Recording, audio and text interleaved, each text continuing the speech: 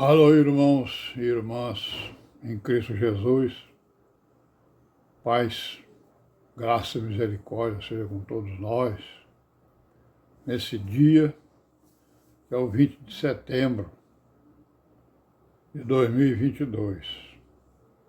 E graças a Deus estamos aqui, né? Vivos, vigilantes, né? Procurando os caminhos, né? Imitar os caminhos das virgens prudentes, que ouvem a palavra e a põem em prática. Estamos aqui, né, procurando fazer uma pequena história aí do que nós chamamos de cristianismo, né? As pessoas chamam de cristianismo aí, através dos séculos. E estamos vendo aí, né, o que os homens fizeram com o evangelho, né? Pervertendo, né, as suas colunas, pervertendo a palavra do Deus vivo, né? Pervertendo os ensinos do Senhor Jesus, né? E todos os ensinos da doutrina, né? Criando religiões, né?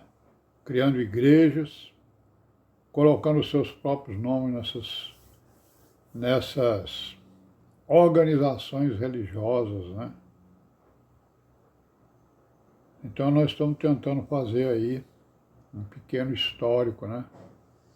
Até chegarmos aos nossos dias e podemos entender, né, irmãos, com melhores argumentos, podemos entender aí por que existem tantas religiões falando em nome de Jesus, né? Por que elas não se unem, né? É porque elas exatamente não têm nada a ver com Jesus Cristo. E é isso que nós estamos vendo.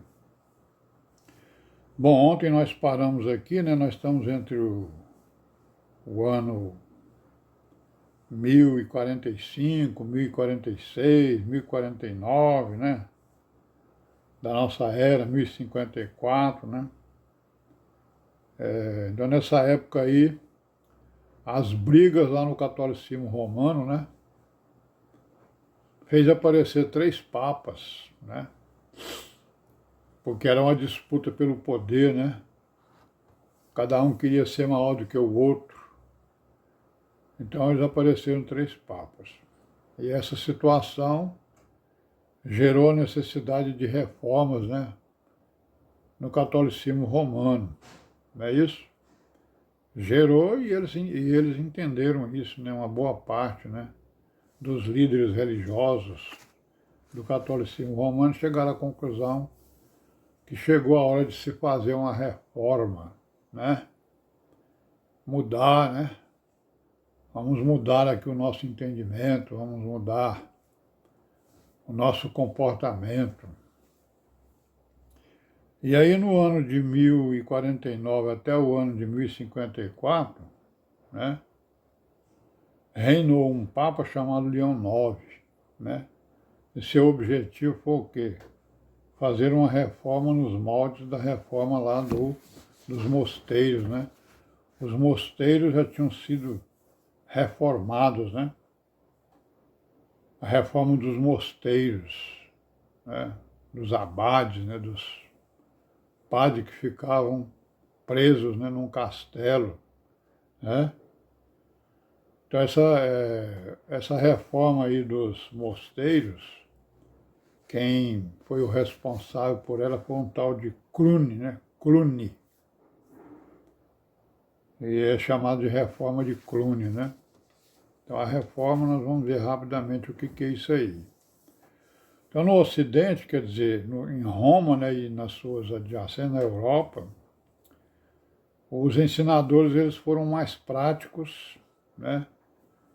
E formularam o que eles chamam de uma ortodoxia própria. Ortodoxia é uma palavra que significa o quê? Aquilo que é correto, aquilo que está certo, né? Então aí no Ocidente, né, apareceram aí os cientistas, digamos assim, né, os sabidos, e eles foram práticos e formularam então uma teoria, né, uma ortodoxia própria, um corpo doutrinário próprio, né? Certo? Aquilo que eles consideravam que era correto.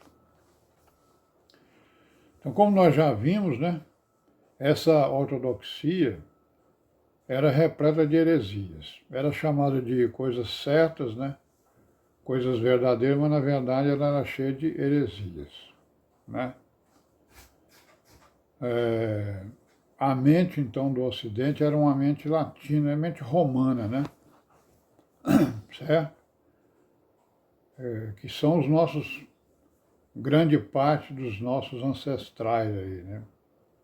E lá no Oriente, né, em Constantinopla principalmente, né? Que hoje é a cidade de Istambul, né? Então lá em Constantinopla, o Império Romano foi transferido para lá, né? No ano de 400 e tal lá, né? Como nós já vimos. Então lá no Oriente a mente era uma mente grega, né? E levava em consideração os filósofos gregos, né?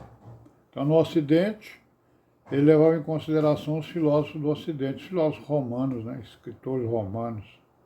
E lá no Oriente eles levavam em consideração os gregos, né? Filósofos gregos. Não é isso? Aí no ano de 867, né, o chefe, né, lá da Igreja Católica do Oriente, que era um patriarca, né, ele era chamado de patriarca, em Roma era o Papa, né, e lá em Constantinopla era o patriarca. Então apareceu um patriarca chamado Fócio, né? E esse Fócio, ele acusou o Papa Nicolau I, né? Lá do Ocidente, lá de Roma, de uma heresia, né? Denominada filioque. Filioque é o quê? Uma expressão latina que significa também o filho, né? Igualmente o filho, né? E o filho também, né? Então essa heresia afirmava que o Espírito Santo procedia do Pai e do Filho, o que o Oriente não aceitava. Então, uma heresia chamada de filioque, né? E dizia que o Senhor Jesus, que aliás que o Espírito Santo procedia do Pai e do Senhor Jesus ao mesmo tempo. E o Oriente considerava isso uma heresia porque eles tinham outro entendimento, né? Certo? Nos meados do século II, conforme a gente já viu também, lá no século II, pela metade lá do século II, né, o século II, ele terminou no ano 200, né? Então lá pelo ano 100, por aí assim, né?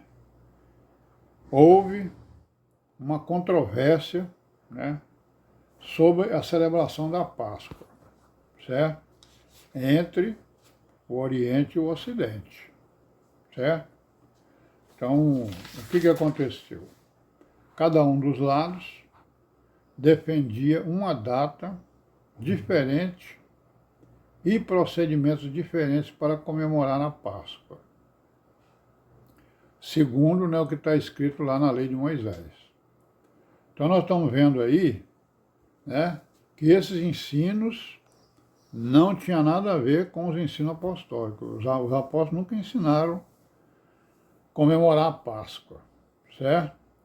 Mas, então isso aqui nos prova também, nos dá também o argumento, nos prova de que, né, esse evangelho pervertido não tem nada a ver com os apóstolos, e sim com aqueles judeus que não creram nos seus ensinamentos, conforme está escrito lá no capítulo 15 de Atos dos Apóstolos.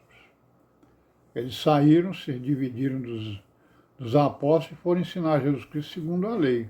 E está aqui uma das provas. Quando chegou lá pelo ano 100, quando os apóstolos já tinham todos morrido, né, houve uma grande controvérsia entre eles sobre a celebração da Páscoa segundo a lei de Moisés. E a controvérsia foi exatamente o quê? O rito, né, o procedimento e o dia, né? E o dia que deveria ser celebrada a Páscoa. Então nós vamos parar por aqui hoje, amanhã nós continuaremos, se Deus quiser, e paz seja com todos nós.